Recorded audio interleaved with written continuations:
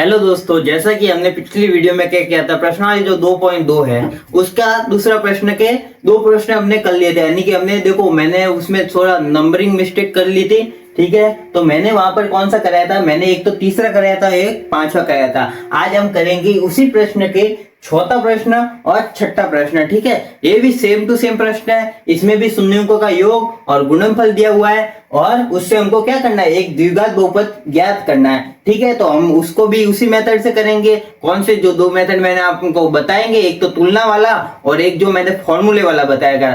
ठीक है, तो इन्हीं क्वेश्चन को, यानी कि जो ये दो क्वेश्चन है उनको भी उसी मेथड से करेंगे। यानी कि आपको जो मैंने पहले जो सिखाया है वो करना है। यानी कि पहले हमको क्या करना है, एक द्विघात बहुपद मानना, उसके शून्यंक मानने, फिर उनके जो संबंध होता है उससे हमको तुलना करके इसको निकालना। और दूसरा मैंने क्या बताया था, फॉर्मूले वाला। ठीक है ना, तो चलो इन दोनों को करते हैं। ठीक है, तो क्वेश्चन तो देखो, पहले एक बार क्वेश्चन भी पढ़ लो। ठीक है, कोई नया बच्चा है, अगर कोई नया बच्चा देख रहा है तो आप पीछे वाली पहले तो वीडियो देख के आ जाओ, ताकि आपको एकदम पूरी तरह डिटेल में समझ में आ जाए। ठीक है, और आप इन्हीं क्वेश्चन को सबके जैसे आसानी से सॉल्व कर सको। ठीक है, तो क्वेश्चन पढ़ लो। एक द्विघात बहुपद ज्ञात कीजिए जिसके शून्यंकों का योग तथा गुणनफल क्रमशः दी गई संख्या है। देखो, मैंने आपको पिछली वीडियो में प्रश्न समझाया था, क्रमशः यानी कि जो शून्यंकों का योग वो पहली संख्या होगी और जो शून्यंकों का गुणनफल है वो कौन सी होगी, आपकी दूसरी संख्या।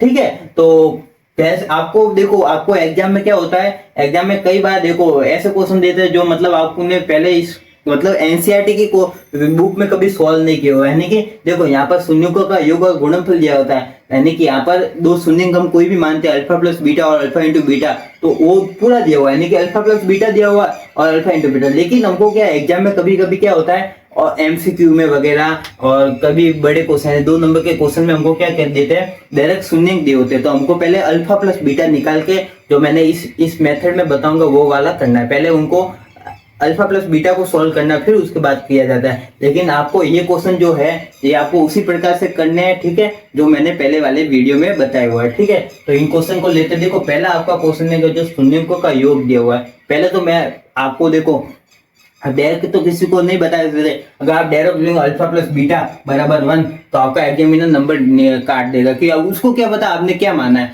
शून्यंकों को। तो अल्फा प्लस बीटा उसको बताना है कि ये हमने शून्यंक माना है। ठीक है, तो पहले मैं एक पहला बहुपद मानता हूं, माना द्विघात बहुपद बहुपद द्विघात बहुपद मान लो कौन सा, A X square plus B X plus C. ठीक है, और इसके शून्यंक में क्या मान रहा हूं, और इसके शून्यंक में मान रहा हूं, शून्यंक क्या है, अल्फा व बीटा मान लो। आप अपने हिसाब से कुछ भी मान सकते, लेकिन एक्स वाई मत मानना, क्योंकि इसका जो व्यापक रूप है उसमें भी एक्स आ रहा है। ठीक है, तो एक्स वाई मत मानना, आप कुछ भी मान सकते हो। ठीक है, मैं यहाँ पर अल्फा व बीटा मान रहा हूँ जो इससे बहुत ही अलग है, मतलब। ठीक है ना, तो अल्फा व बीटा माना। तो देखो यहाँ पर दिया हुआ है शून्यंकों का योग, यानी शून्यंकों का योग यानी कि दो जो हमने शून्यंक माने उनका योग, यानी कि अल्फा प्लस बीटा दिया हुआ है। ठीक है, अल्फा प्लस बीटा क्रमशः दी गई संख्या, यानी पहली संख्या क्या होगी, अल्फा प्लस बीटा, और दूसरा क्या है, शून्यंकों का गुणनफल, यानी कि जो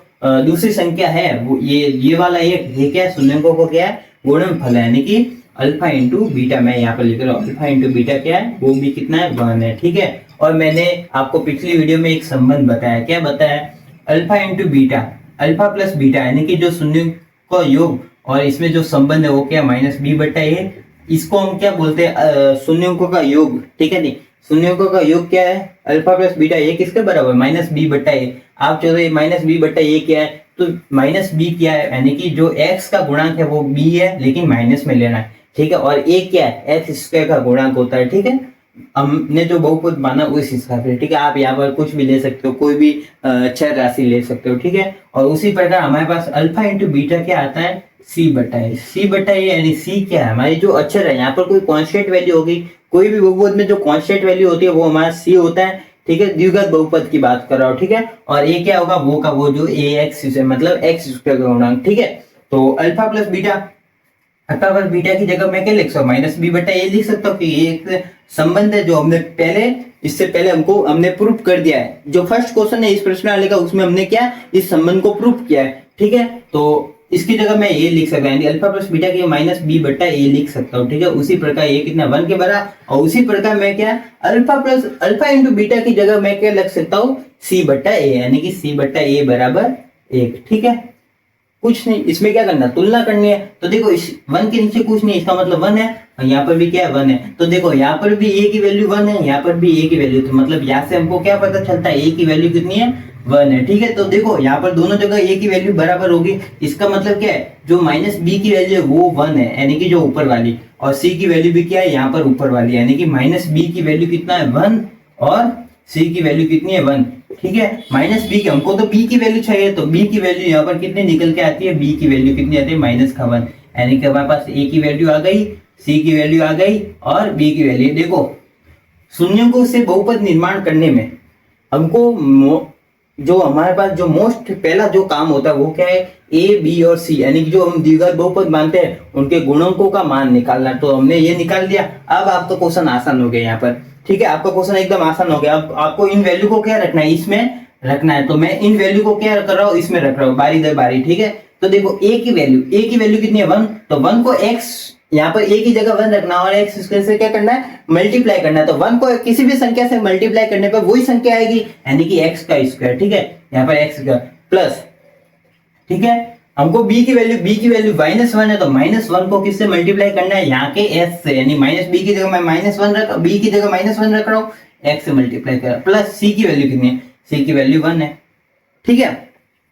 करो इनको मल्टीप्लाई, यानी सही सॉल्व करो, x square minus plus minus minus minus का x प्लस 1, ये आपका द्विघात बहुपद बन के तैयार हो गया, ठीक है। उसी प्रकार देखो ये फर्स्ट मेथड था, इसका मैं एक और मेथड से कराता हूँ, ठीक है। हर वीडियो में आपको एक प्रश्न के 2 मेथड बता रहा हूँ, आपको जो अच्छा लगे वो आप कर सकते हो, ठीक है। इसका दूसरा मेथड क्या होता है, एक फॉर्मूला हम पढ़ते हैं, ठीक है, वो आपको याद रखना है कि x square minus alpha plus beta plus alpha into beta, एक फॉर्मूला है, इसको आपको करना है। देखो आपको इस फॉर्मूले में एक प्रॉब्लम आया कि देखो अल्फा प्लस बीटा की वैल्यू, ठीक है, हमको पता है, ठीक है, जो क्वेश्चन में दिए हुए है, और अल्फा इंटू बीटा की वैल्यू पता है, लेकिन यहाँ पर एक राशि है, मतलब एक अच्छा राशि है जिसकी वैल्यू हमको पता नहीं है। तो आपको एक डाउट हो रहा है कि के की वैल्यू ऐसे क्या रखेंगे, मतलब के की वैल्यू कहाँ से लाएंगे।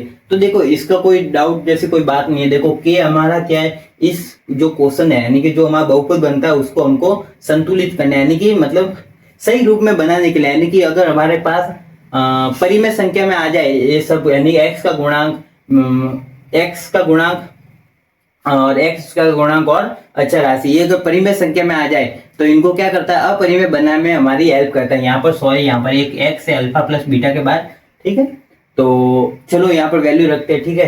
तो k ऐसा का ऐसा एक बार रखो, ठीक है, x square minus alpha plus beta की वैल्यू हमको पता है कौन सी है, ये वाली, देखो यहाँ पर मैंने निकाली हुई है, ठीक है। तो अल्फा प्लस बीटा की वैल्यू 1 है, ठीक है। उसी प्रकार अल्फा इंटू बीटा की वैल्यू देखो यहाँ पर कितनी है 1 है, तो प्लस 1, ठीक है।